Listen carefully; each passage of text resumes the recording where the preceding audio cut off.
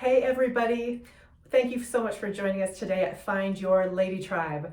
I'm really excited today because we are going to start breaking into new conversations around the kinds of friends that you might want to start collecting for your tribe.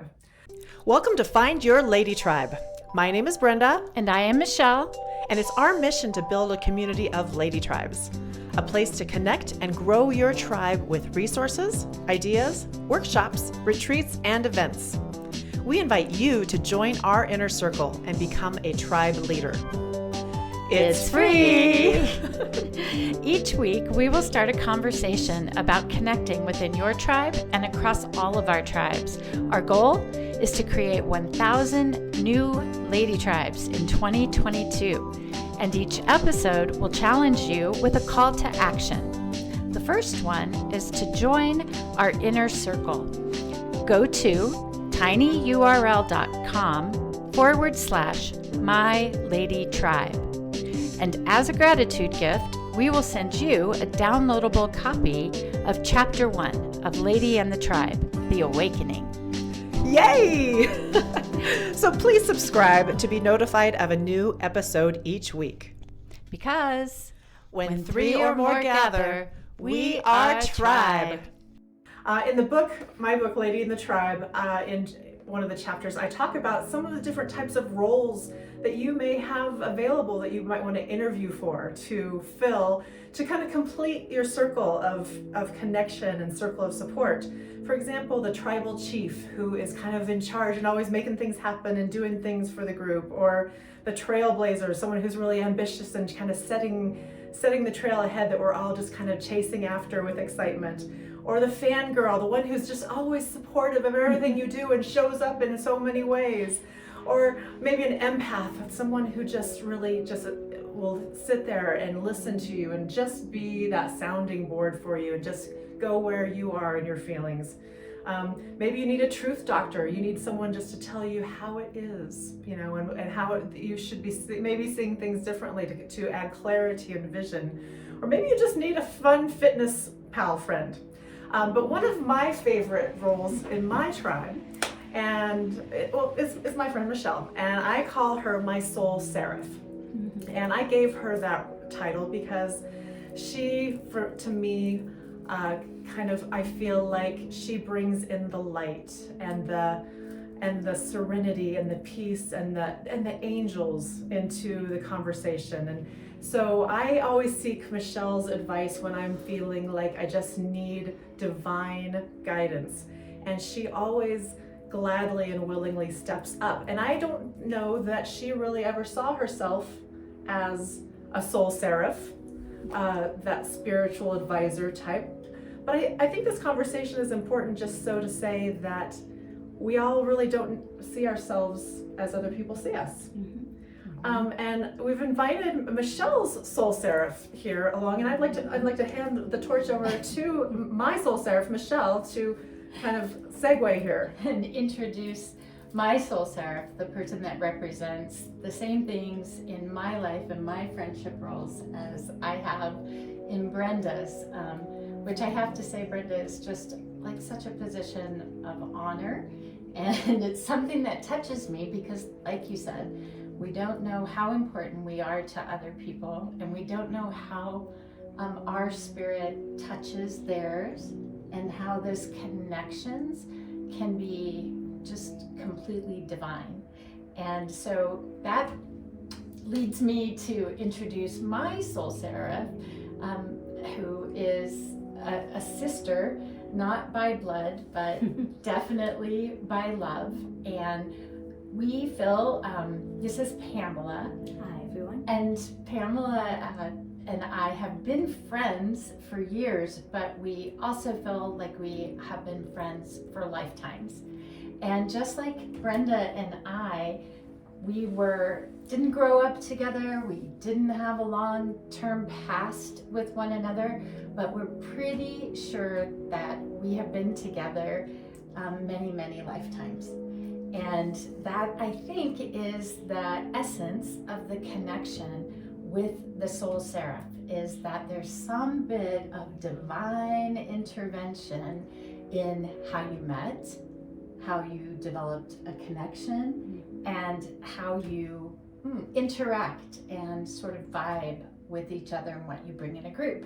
You don't have that level of connection with absolutely everybody you meet, but when you find it, you know it, and you know it's rare, and therefore you keep it, because there's just that level of love and instant understanding of one another and perfect mirroring of each other. And so that's what Pamela has been for me since the day that I met her, and also why I love to share her within all of my other circles and in every tribe gathering. It just gets better when we stack up those soul connections, and I know that if I love her, that you will love her too.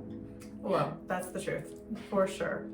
Well, thank you, Michelle and Brenda, for inviting me here today to speak with you both. It's such an honor. Well, I just want to say that, you know, as friends, it feels like we are soulmates when we find that soul connection with another friend, whether it be male or female, or romantic or not. But in the friendship zone, that soulmate connection is real. You feel it instantly, and it's undeniable. You can't even like walk away because you're so attracted to one another because of the light and the energy that it brings into your life. I say a lot of times to a lot of my friends, including Michelle and Brenda, that we are all students and we're all teachers in different relationships. In some, we can be the teacher, and that's when we are considered a soul seraph. But in another situation, another friendship, we may be the student. Because we are all at different levels of learning and growth in our friendships. And we are all have something to teach somebody else. We are all mirrors of one another. And we can learn and we can grow from one another. And the more of us that gather, the more we can learn. The more mirrors we have, the more lessons and the more growth. So absolutely. I hope that I offer something to all of my friends, and especially to Brenda and Michelle, as much as they bring to me in the reflection back to me of the love and light. And that really being a soul seraph friendship means unconditional love. Sharing at the highest of who we are and being truthful, honest, non-judgmental of each other. Always wanting the highest good for the other friend, my soul sisters, and just learning about ourselves and trying to be in that role too. It's not easy to not judge. You know, we're human, we have opinions and we have judgments, and but to be in this role of really being a true soul sister means that you want the best for your friends and your tribe. And don't you think you kind of hold the energy up in a way for the tribe? I mean, The vibration, the soul seraph in the group is the one who tries to keep the energy up and the alignment and bring the peace to the situation when necessary. When necessary, yes. Well, and setting the vibe, you know, setting the tone. Sometimes I find that you give me the place and the space to bring in a different energy level than you get with your running buddy, and a different energy level than you get when you're, you know, with your fangirl who will sign up for anything and agree to anything. If you are inviting in your soul seraph level of friend, you're inviting in maybe more of your truth doctor.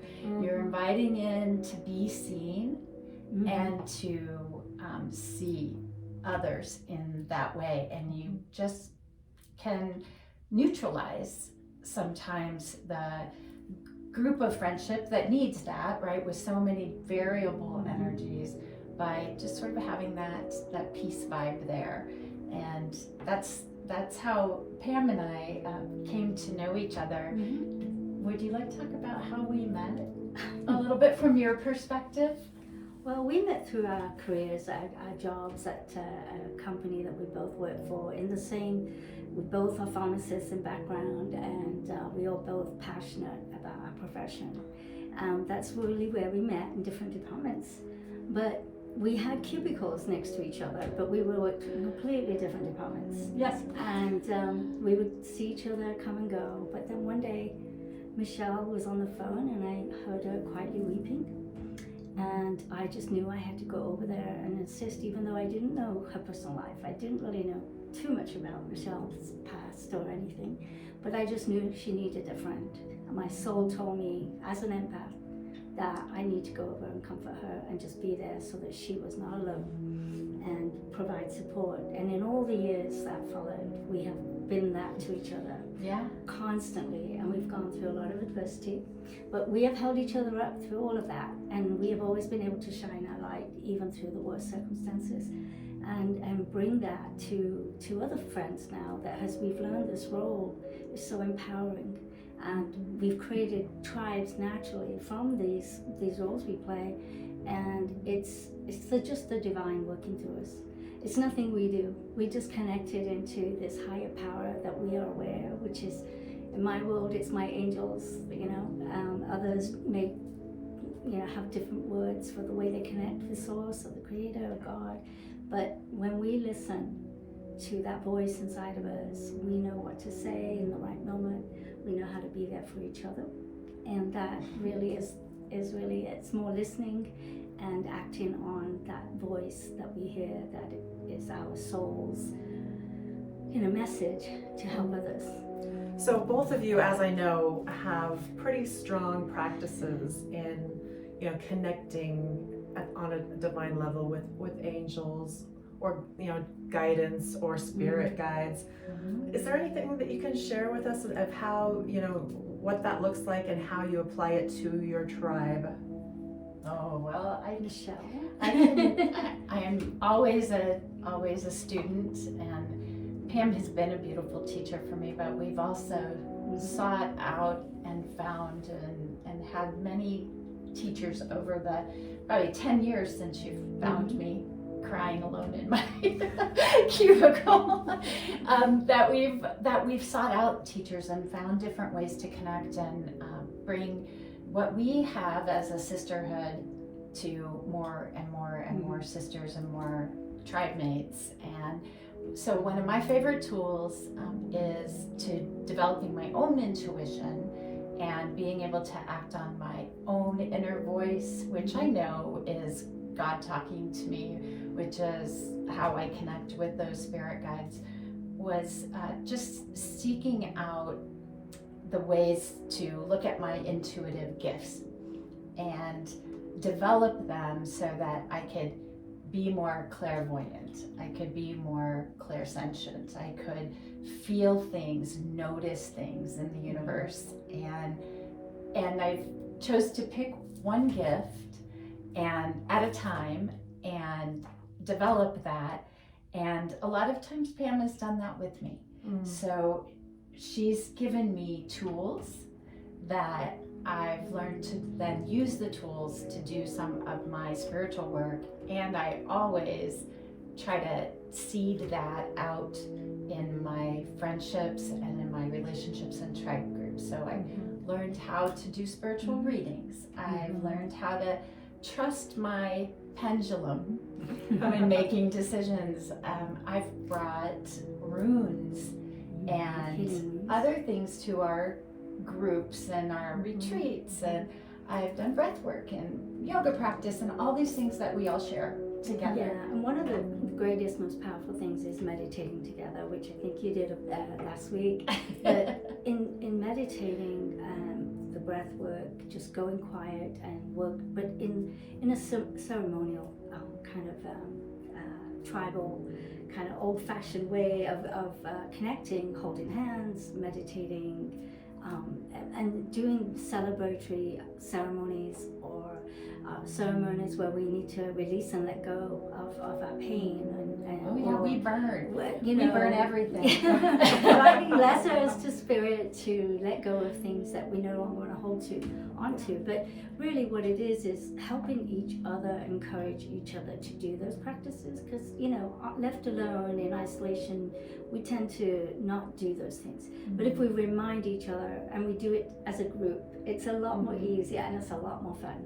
Yes. And and we can help each other also identify the things that we should be doing. Like if we are doing a ceremony to let go of something, it's like we can remind each other, oh, we gotta let go of this, and those things are no longer serving us in our life or in our friendships or in our work or in our just in life in general. But then there are other times where we want to invite in all the blessings and the miracles in our life. So then we will write about that and invite that in and remind each other. And sometimes if we all write the same things, then we're able to manifest this faster and easier. And that's why, we can come together and do that. The more in our tribe, the more powerful that energy is. Yeah, and you kind of are like building in an accountability partner or system as well. Yes. When I say I'm going to let go of something that's not serving me, and we burn it together and see it go up in flames, that's a great exercise just go of a release. But then you also have your tribe around you saying, when it starts rearing its head in any kind of way, hey, we let that go. Yes. Let's move along. That's true. Right? Yes. That's so true. Yes. Yes.